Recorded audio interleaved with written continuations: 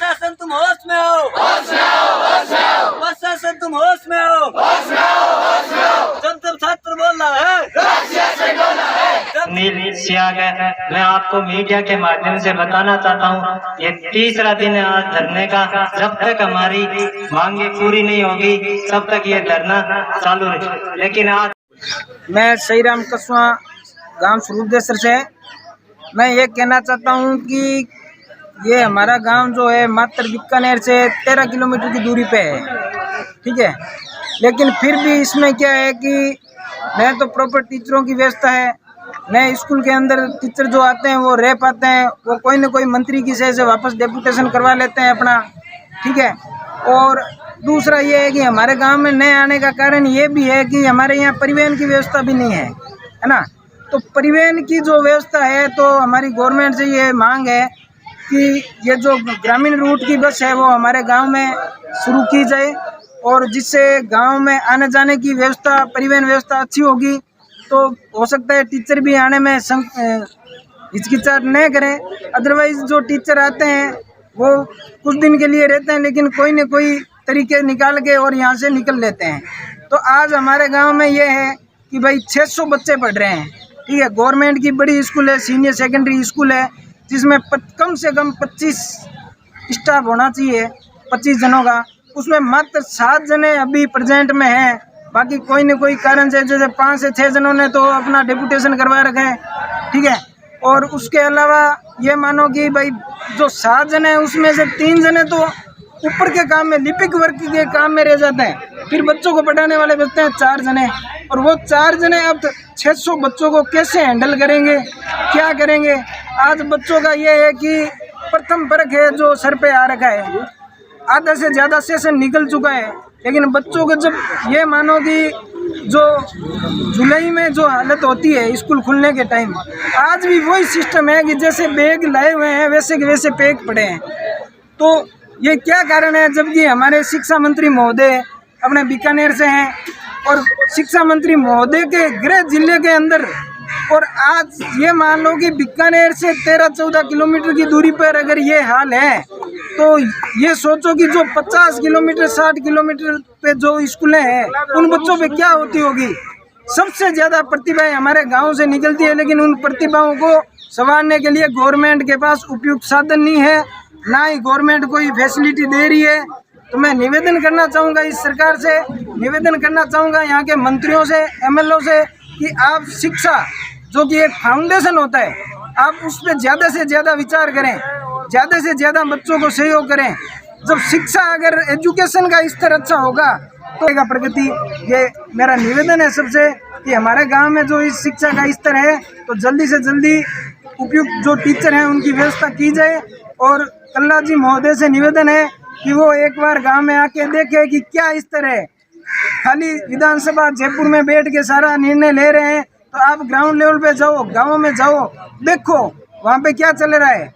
आपको जो मंत्रालय सौंपा है, जिम्मेदारी सौंपी है, तो आप उन चीज़ों को देखो कि भाई वहाँ पे क्या हो रहा है, ठीक है ना। और आप जो भी ऊपर लेवल के अधिकारी हैं उनको भी आप जिम्मेदारी दो, उनकी खिंचाई करो। अगर कहीं ना कहीं अगर अपना सिस्टम कमज़ोर है तो फिर अपन भी उसी सिस्टम के साथ कमज़ोर ही हैं। रिटायर्ड प्रधानाध्यापक स्वरूपदेसर स्कूल में 3 दिन हो चुके हैं, किसी अधिकारी ने कोई यहाँ आकर नहीं सोचा है। यहाँ पे 5 शिक्षक प्रतिनियुक्ति पर 2 साल से बैठे हैं, 2 लिपिकों की कमी है, खाली पद 4 हैं जिनका यहाँ से स्थानांतरण हो चुका है और कोई यहाँ आया नहीं है। छात्र छात्राएँ 600 के करीब है, 10 का स्टाफ है, 10 के स्टाफ में 2 तो छुट्टी पर रहते हैं, हमेशा कोई न कोई उसको PL CL ML मिलती है, वो लेते हैं, तो 8 ही रहेंगे।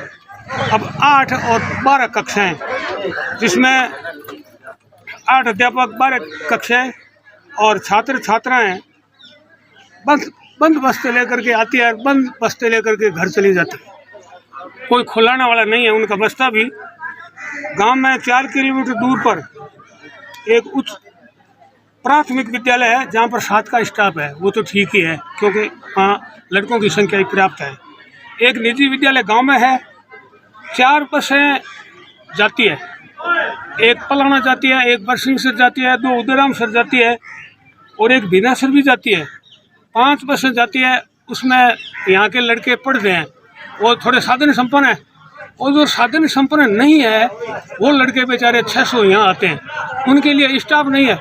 सरकार के पास कोई कमी नहीं है, शहरों में बैठे हैं, उनको 80-80 हज़ार रुपये, 90-90 हज़ार रुपये महीने की तनख्वाह मिलती है, और यहाँ से 5 टीचर है तो 4 लाख तो हो गए महीने के, और साल के हो गए 48 लाख रुपए। ये नुकसान, और हमारे बच्चों का नुकसान होता है। आज धन्यवाद बैठा था, कितना दिन हो गया? हाँ जी, 30वां दिन है आज, 3 दिन हो गए हैं और कोई सुनने वाला यहाँ अधिकारी नहीं पहुँचा है। भाई जिला शिक्षा अधिकारी तक ये कहते हैं कि भाई हमारे हाथ में तो कुछ नहीं। अरे जिसके हाथ में उसको ले आओ, किसी के हाथ में तो होगा। लिखित में कि नहीं दिए गए? कितनी बार, कोई 20 बार, सैकड़ों बार दे चुके हैं, लिखित में सब दिया हुआ है, मुख्यमंत्री तक दिया हुआ है। यहाँ सरपंच साहब ने मुख्यमंत्री को एक लेटर दिया, तो मुख्यमंत्री जी ने कहा कि मेरे राज्य में तो कोई है ही नहीं, डेपुटेशन पर कोई नहीं है, जबकि बीकानेर में तो ये यहाँ से 5 आदमी डेपुटेशन पर है। ये हाल है, और कई जगह से, अब सुरनाना की खबर आई है आज, वहाँ भी स्टाफ नहीं है, और कई जगह स्टाफ नहीं है। तो ये क्या है? ये बीकानेर जिला ही तो खराब है सारा। अध्यापक पूरे हैं, अगर उनको कौन से कुएं में डाल रखा है ये भी पता नहीं है, कोई कहाँ भर रखा है उनको ये भी पता यूँ नहीं है। कि ऐसा हमने सुना है कि शहर में जहाँ 4 कमरे हैं और 4 लड़के हैं, वहाँ 40 मास्टर बैठे हैं, तो वो मास्टर भी नहीं आते वहाँ। बच्चे कहाँ क्या पढ़ाएंगे 4 बच्चों को, 10 बच्चों को? ये स्थिति तो शहर की है। तो गांव का सुधार करना तो हमारे हाथ में नहीं है, ये सरकार के हाथ में है। सरकार को चाहिए कि वो जल्द से जल्द सुनाई करे, नहीं तो ये ठीक नहीं है। बच्चे 3 दिन से यहाँ बैठे हैं भूखे प्यासे, यहाँ कोई पानी की व्यवस्था भी नहीं है, बाल्टी से कुएं से लाते हैं बेचारे, क्या करें, करना पड़ता है। बच्चों ने किया है कि हम क्या करें, 2 साल इंतजार किया, 2 साल में कुछ नहीं हुआ। कई बार एप्लीकेशन, तो आप कह रहे हैं एप्लीकेशन तो कोई सैकड़ों बार दे चुके हैं, लेकिन उनका कोई असर नहीं पड़ा है।